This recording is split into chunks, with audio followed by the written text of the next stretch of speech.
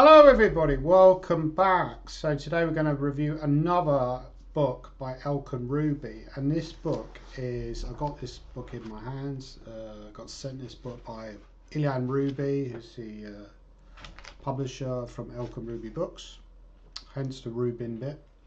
The Wizard of Warsaw, a chess biography of Szymon Winawer. So it's a great name, isn't it? The Wizard of Warsaw.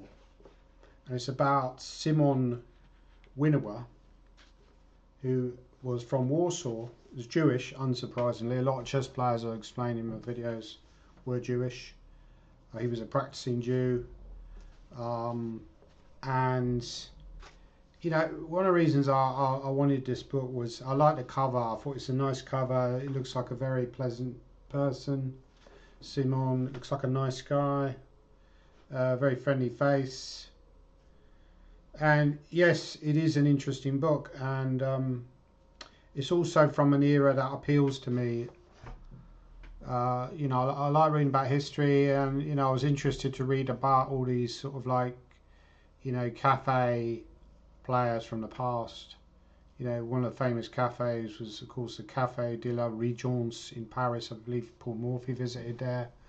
Obviously, people like Anderson would have spent some time there as well, Steinitz and so on. Szymon Winawer was from that period. He was also quite famous for developing this Winawer system, which is one of the most famous opening lines in chess in the French defense, where it goes d4, d5, sorry, e4, e6, d4, d5, knight c3, bishop b4. You pin the knight. Now, funny enough, I was reading another book recently by the same author on Rouser, and Rouser actually didn't like the Winawer. He thought he was losing for black because Rouser believed that e4 won by force, and he thought the Winawer was a bad opening. So obviously Rouser came later period of the 20th century, sort of like 1920s, 1930s kind of period.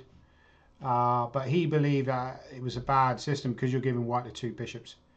Bobby Fischer actually had quite a bad record against the Winawer opening, whereas Garry Kasparov, he had quite a number of nice wins as white. So maybe that was the deciding factor in the GOAT of the 20th century, was the fact that Bobby Fischer was worse against the French than Garry Kasparov was.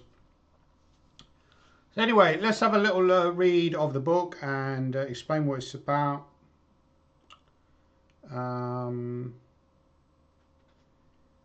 Yeah, so it also covers, it's got some nice pictures in the book as well. It's got some nice pictures from that period. And it also covers some of the history from that period. So it talks about some of what was going on. Obviously, people in that period, they often led much tougher lives. They didn't live as long as we do. You're talking about the sort of like mid-19th century. It's not that long ago, but obviously health conditions and so on have improved a lot in that period, so people would often die young through no fault of their own, or obviously die in wars, as were happening at the time and as happened later. A lot of younger people died in wars, but Winawer wasn't a full-time professional, as is explained in this book. So it says here, Winawer's first international outing quickly became legendary. An amateur had never achieved a single game published by a chess magazine, let alone in a newspaper. A Warsaw merchant who had gone to Paris on business and who had by chance signed up for the tournament with several players from the world elite, 100% professionals who earn their living from chess, and this amateur takes second place, fighting for first place against the famous maestro Ignaz von Kolosch of Austria-Hungary until the very last round.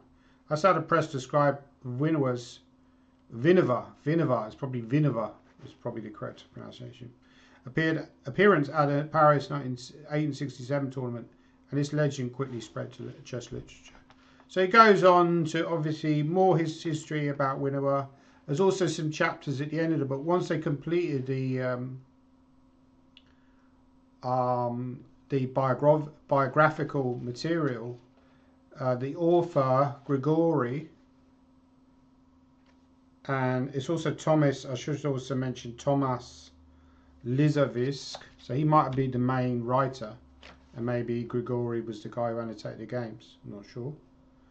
So you also get, you also get some chapters at the end of the book where obviously to discuss stuff like Winawer's style, you know, stuff like that, positional play that he has. So it's a very nice kind of rounded book. And also mention other players of that period. I was quite interested reading about, for example, one of the first great Russian players was Mikhail Shigarin. You know, look at some of his games; they were really quite extraordinary. And he also mentioned how he played this match against Steinitz in Havana. That would have been the second World Chess Championship match. And Steinitz won that match against Shigarin. And they said that Shigarin, because of the long boat trip, didn't spend enough time acclimatizing, didn't enjoy the long boat trip. So that's partly why he lost. Of course, there was a great player to come out from Cuba later in Capablanca. So once you start reading books like this, it gets you more interested in chess history, and you start investigating more and more of this kind of stuff. You know, another thing I found interesting reading the book was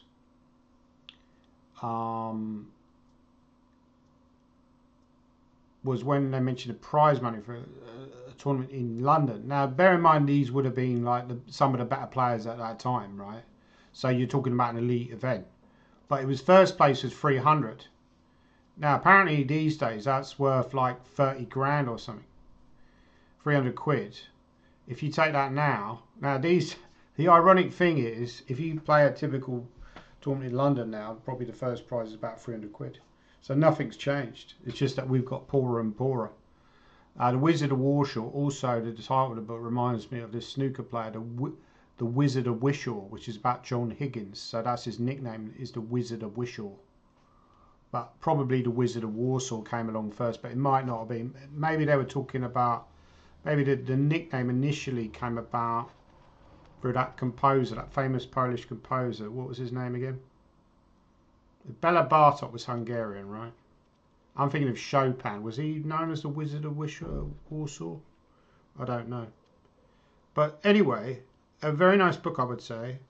I must admit, it didn't completely... Yeah, it's a nice picture here of Mikhail Shigarin as well. Let's see if I can hold it on. No, it's probably too bright in here, so... Anyway. It didn't completely blow me away, I'll be totally honest. I was a little bit disappointed in some ways. I just put my personal feeling. I felt like there was something missing. Maybe it was just me. You know, I was probably impatient at the time when I was reading it. I was on a train coming back from Ghent and going to Ghent. So, you know, I was probably a little bit impatient at the time. You know, too much caffeine. It didn't completely blow me away. I personally would give it about a 6 out of 10. That's just my honest appraisal. That's what I try not to give. You know, unless a really book blows me away, I try not to give like 8, 9, 10 out of 10, right? I think I've given some Sazonko books like 8 or 9 out of 10, but in general, I think ratings are too high. So, as I've explained before, if you give ratings too high, then where's your room for manoeuvre? You know, let's say you do get a book you generally think it's 9 out of 10. You know, people are going to say, well, you give every book a 9 out of 10, so why is that so outstanding? So for me, it was a decent book, but it didn't blow me away.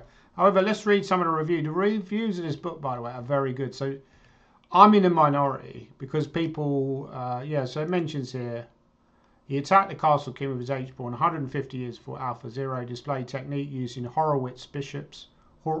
Again, probably bad pronunciation. Horowitz. Sounds like a horror movie, huh?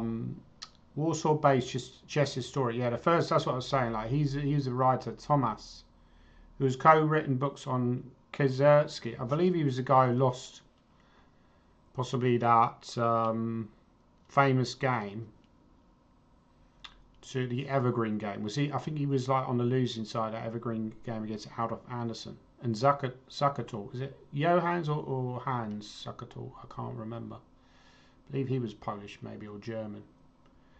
And the prism of the chess and political and social history of Poland and the Austro-Hungarian, German and Russian empires.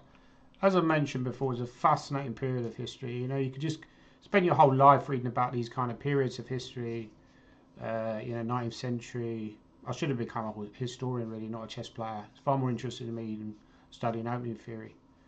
But anyway, if we go on to the reviews, I'm getting some kind of like, you see that I'm getting some kind of suggestions, by the way. Embassy Days, Moscow under Stalin, Bangkok without tourists. Sounds interesting, yeah. Vienna Gambit, a lot of people play the Viennas. Chris Hoy is a cyclist, got terminal cancer. Believe that, starting in his shoulder, he noticed some problem with his shoulder. Anyway, yeah, so let's, I think it's born in 1949, so quite an old guy, Bogdanovich. My dad was born in 45. That was the same year the war ended. Lizowski was born in 1952. It was Olympics in 1952. I believe that was in Helsinki. He was born in Warsaw. That would have been after the war. Brilliant write-up of an enduring talent. I can't help but remember Winawer's courteous, knightly art of building friendly bridges with his desperate opponents when he was on the verge of victory. He showed. That's what I got with this book. It seems like a lovely geezer. He was a really nice guy. You know, people were gentlemen. They were gentlemen back then. There wasn't none of this nonsense chess drama and building your social media following and all this kind of crap.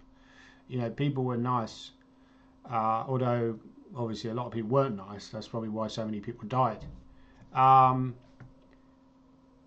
okay. So I think to see more reviews, I need to